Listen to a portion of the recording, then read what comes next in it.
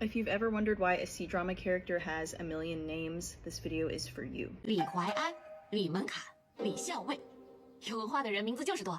In historical China, you'd have a lot of different names throughout your life. So when you were young, you'd have a milk name or a ruming, and it's just sort of like a pet name. It's informal, used with like your family and close relatives. In Pursuit of Jade, even though baby sister's name is Changning, throughout pretty much the whole series, they call her Ning Niang. 宁娘，姨娘，姨娘呢？ 姨娘快回来。 Which is like Little Miss, or like Little Miss Ning, which is a very cute name. Or sometimes your milk name would be something sort of unpleasant or humble, and as like a way to ward off like evil spirits. So like if your name is like Smelly Shoe, the ghosts won't want to bother you. So for example, my cat, I call her Bami, which is 8 rice grains, because it's like you don't want just 8 rice grains, you want a full bowl of rice. And so that's like kind of her milk name.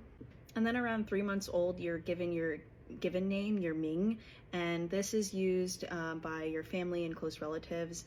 And then after you reach adulthood, only really your very close family uses this name. Your peers don't use this name to talk to you anymore. Once you reach adulthood, you're given your courtesy name, your zi. If you're studying Chinese, you'll notice Ming zi, Ming, given name, zi, courtesy name.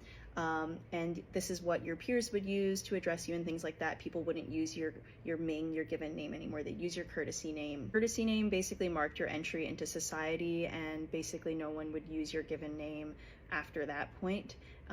And the given name and the courtesy name were usually related in some way. So the courtesy name is originally called Biaozi, which sounds like something else, but it's called Biaozi. And it's so meaning like outer name, and like I guess like your Ming is like the inner name, and so sometimes they would be related to each other, sometimes they would be like opposites to like balance each other out or something like that. And then you could also have basically what's the kind of like a nickname, call it like an art name, Hao, and that's something that you give yourself in adulthood that, you know, people can call you. And then there's also getting like a posthumous name. So after you pass away, maybe you did something great and like they give you an additional name. So even in death, you can have a new name. You also have noble titles like Marquis or Duke or things like that. And when you're given these titles, you're usually given land with them or like a fief. And so the location of that fief is usually like what you're like the marquee of. That said, in C-drama land, they don't really follow these rules very strictly about who should be using what name and in what context.